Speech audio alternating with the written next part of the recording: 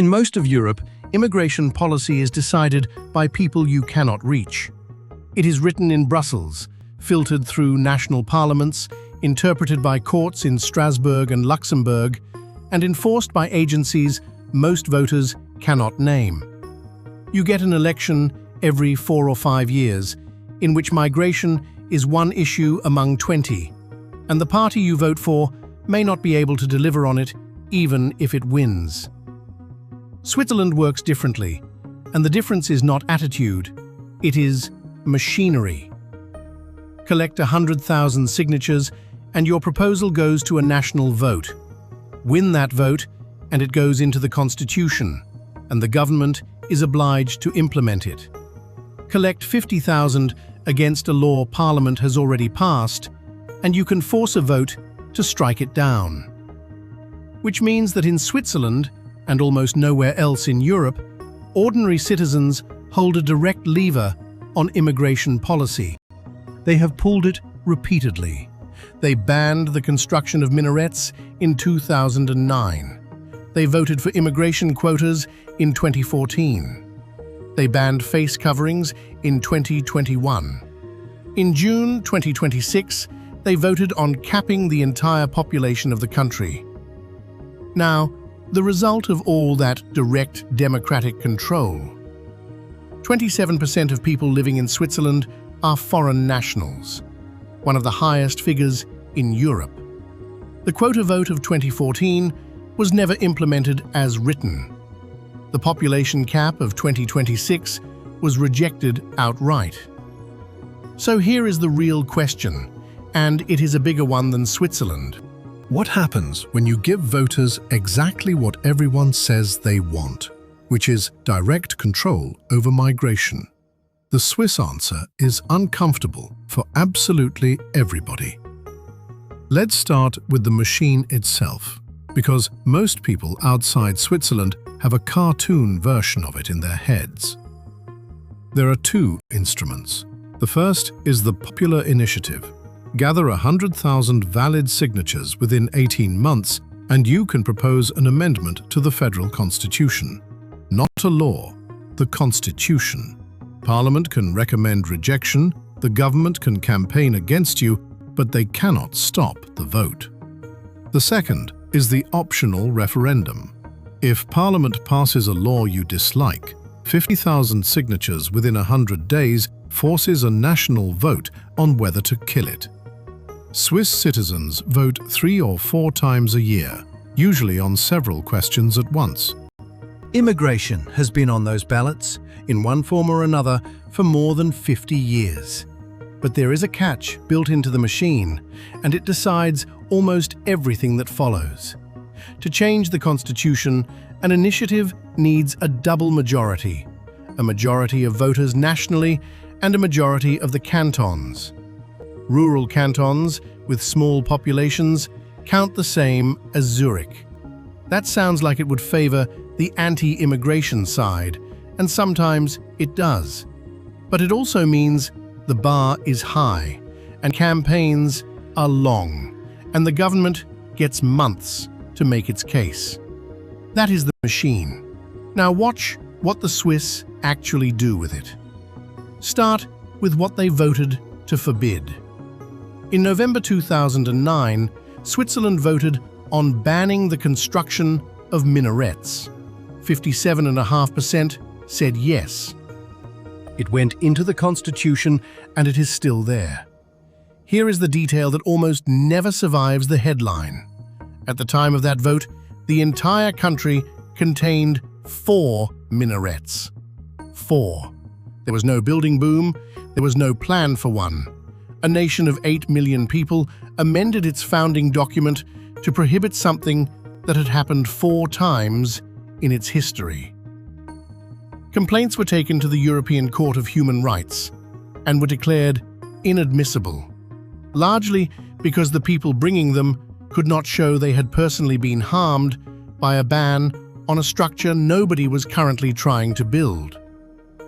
12 years later, in March 2021, the Swiss voted to ban face coverings in public. It passed by 51.2%, one of the narrowest results in recent memory, and came into force at the start of 2025, with fines attached. Estimates of how many women in Switzerland actually wore a niqab or a burqa ran to a few dozen. And in 2010, voters approved the automatic deportation of foreigners convicted of certain crimes by around 52%. That one had real teeth, and courts and parliament spent years arguing about how to reconcile it with international obligations. So the pattern in the forbidding column is clear. Narrow majorities, highly visible symbols, very small numbers of people or objects actually affected. Now the other column, what the Swiss voted to allow. And to understand that column properly, we have to go back much further than most coverage of this subject ever does. Not to 2014, to 1970. Between 1950 and 1970, the number of Italians living in Switzerland rose from around 300,000 to more than 1 million. They built the tunnels, the roads and the factories of the Swiss economic miracle, and a substantial part of Swiss society hated it. There was a word for the anxiety, Überfremdung, which translates roughly as over-foreignization, and it was ordinary political vocabulary, not a slur. A politician named James Schwarzenbach turned that word into a ballot paper. His initiative demanded that foreigners make up no more than 10% of the population of any canton. Had it passed, an estimated 350,000 people would have had to leave the country. Some estimates ran to 500,000. Overwhelmingly, they would have been Italians who had been living and working in Switzerland for years. The vote was held on the 7th of June, 1970. Turnout reached almost 75%, a record. It was rejected. 54% against, 46% in favor. Now, write that next to the result from 2 months ago. June 2026, 54.79% against, 45.21% in favor. 56 years apart, different foreigners, different economy, different Europe, within a percentage point of the same answer. That is the single most important fact in this video. Switzerland has been having this exact argument at this exact margin for over half a century. The 45% is not new, and it is not going away. Neither is the 55. Which brings us to the modern round. In February 2014, an initiative called Against Mass Immigration passed by 50.3%. Not a symbol this time. This was the real thing. Annual quotas and ceilings on immigration, including on citizens of European Union states, to be written into the Constitution. It won. And then it ran into the wall that governs everything about Switzerland's relationship with Europe. Switzerland is not in the European Union. It is in Schengen, and it is in the Dublin asylum system. But its economic relationship with the Union is built out of a stack of bilateral treaties negotiated over decades. Among them is the Agreement on the Free Movement of Persons, signed in 2002. And those treaties are bound together by something called the Guillotine Clause. Terminate one of the core agreements, and the others fall with it. Free movement is not a standalone item you can cancel. It is load-bearing. Pull it, and the trade access, the transport agreements, the research participation, the technical arrangements that Swiss industry depends on come down too. So, Parliament was handed a constitutional instruction to impose quotas and an economic reality that made quotas catastrophic. In December 2016, it produced a compromise that almost nobody found honest.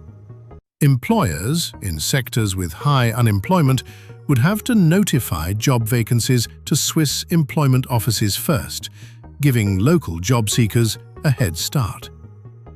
That is what a national vote for immigration quotas turned into: a notification requirement. 6 years later, in September 2020, the same political forces came back with a cleaner version. The Limitation Initiative said the quiet part out loud: terminate free movement with the European Union explicitly. No compromise, no reinterpretation. Swiss voters rejected it by 61.7%.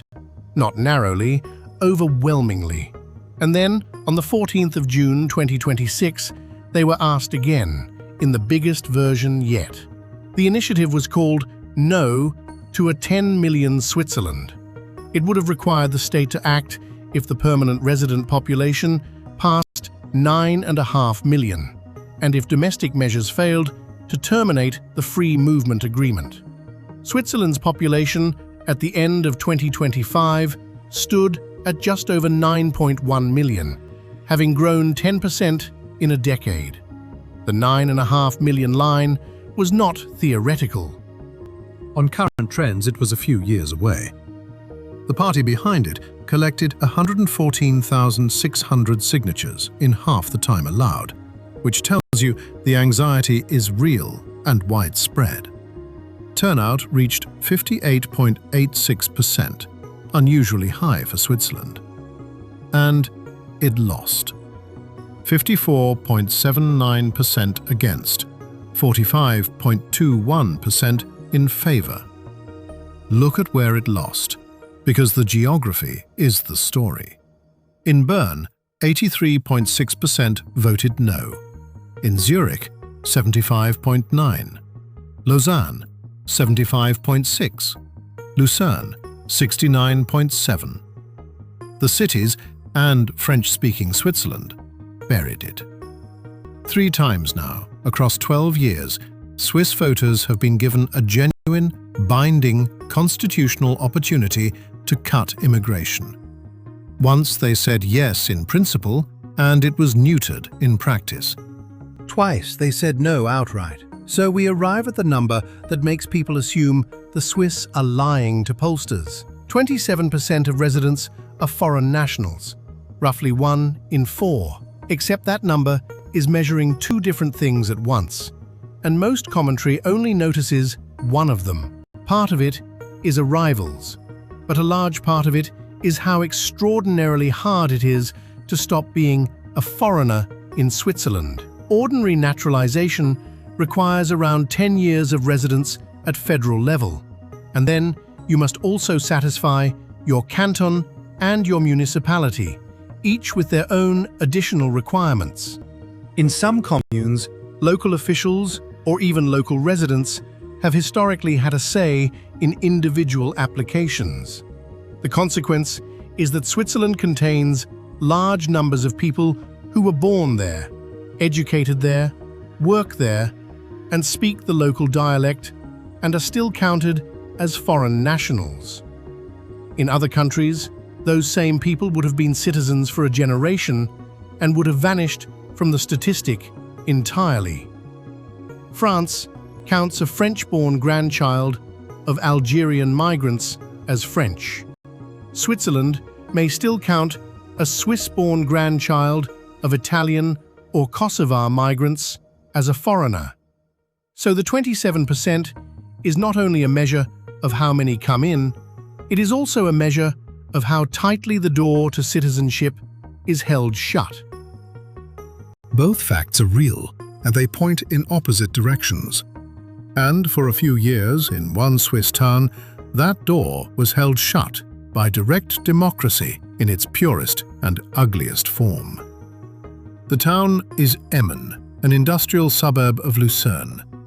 In 1999, it began deciding citizenship applications by secret ballot. Residents received a voting slip with names and photographs and short biographies of their neighbors, and voted yes or no on whether each of them could become Swiss. Between 1999 and 2003, 163 candidates went through 7 of these ballots. 97 were rejected. 85 of the rejections were people from the former Yugoslavia. The pattern was not subtle, and it did not survive contact with the courts. In 2003, the Swiss Federal Court ruled that deciding naturalization at the ballot box violated the applicant's constitutional rights and ordered the rejected Emmen cases reviewed. The People's Party pushed to restore the practice. Parliament refused. Emmen is worth remembering for the rest of this video because it is the one moment where the Swiss machine ran without a break. 100,000 signatures can put a question to the nation, but a nation voting on whether a named individual belongs turned out to be something even Switzerland would not permit. Now, who actually is that population in religious terms? Muslims make up around 5.5% of Switzerland, a larger share than Australia, larger than Denmark, roughly comparable to Germany. But the composition is completely different from France or Britain. Around 56.6% of Swiss Muslims have Balkan origins. Another 20.2% are Turkish. The Middle East and North Africa are a much smaller slice. That is not an accident, and it is not a policy about religion. It is history. Switzerland had no colonies, so it inherited no post-colonial claims and no ready-made migration corridors from the Arab world. What it had instead were guest worker agreements in the 1960s and 70s with Italy, Spain, Portugal, Yugoslavia, and Turkey. Then, in the 1990s, the wars in Yugoslavia sent large numbers of Bosnians, Kosovars, and Macedonians into a country where their relatives were already working. Recruitment geography again. The same mechanism we found in Japan and in the Czech Republic, producing a different answer for the same reason. Which brings us to the force that has beaten every restriction vote, and it is not idealism. It is the Swiss economy, and specifically the fact that Swiss voters can see exactly who staffs it. Unemployment is among the lowest in Europe. Pharmaceuticals, banking, precision manufacturing, construction, hospitality, and, above all, healthcare run on foreign labor. And there is a category of worker here that exists almost nowhere else at this scale. By the end of March 2025, just over 400,000 people held a Swiss cross-border commuter permit. They live in France, Italy, Germany, or Austria, and drive or take the train into Switzerland to work. Around 58% are resident in France, 22.7% in Italy, 16.3% in Germany. More than 160,000 of them work in the Lake Geneva region alone, 79,000 in Ticino, 74,000 in the northwest around Basel. These people do not appear in Switzerland's population statistics at all. They are not immigrants. They are the workforce arriving each morning and leaving each evening. And they exist only because of the free movement agreement that 3 referendums have now tried to break. So when a Swiss voter walks into the booth, the question in front of them is not really about migration in the abstract. It is, am I willing to break the arrangement that staffs the hospital in Geneva, the building site in Zurich, and the factory in Basel, and take the trade consequences with it? Enough of them, 3 times running, have said no. That is what makes Switzerland genuinely valuable as a case study, and why this video is not really about Switzerland. Across Europe, the loudest promise in politics is that the people would fix migration, if only the elites got out of the way. Switzerland is the one country where that theory has been tested repeatedly under binding conditions with the constitution itself as the prize. And the results are awkward for everyone. They are awkward for the restrictionist argument because When Swiss voters were handed the actual lever with the actual price tag attached, they declined to pull it 3 times in 12 years, most recently 2 months ago, with record turnout. And they're awkward for the other side, because those same voters did write a ban on minarets into their constitution, did ban face coverings, and did vote to deport foreign criminals automatically. The anxiety is genuine, it is durable, and pretending it is manufactured by a few politicians is not supported by 50 years of ballots. What the Swiss experiment actually shows is that public opinion on migration splits along a line that polls almost never capture. Ask people about identity, visibility, and symbols, and majorities will vote to restrict. Ask the same people to pay for it in wages, jobs, hospital staffing, and trade access, and majorities will vote to keep things as they are. Both of those are the same voters. On the same day. In the same envelope. 100,000 signatures gets you the question. It does not get you the answer. Switzerland has asked itself more times and more honestly than any other country in Europe. And what it keeps deciding is this: it will restrict the things it can see, and it will not touch the things it needs. Which is, if we are honest, what almost every European country does. Switzerland is simply the only one that does it out loud, in public, with the receipts. And it will do it again. That is the other thing the machine guarantees. A rejected initiative in Switzerland is not a settled question. It is a paused one. Schwarzenbach lost in 1970 and came back with further initiatives. The quota campaign lost in 2020 and returned, bigger, in 2026.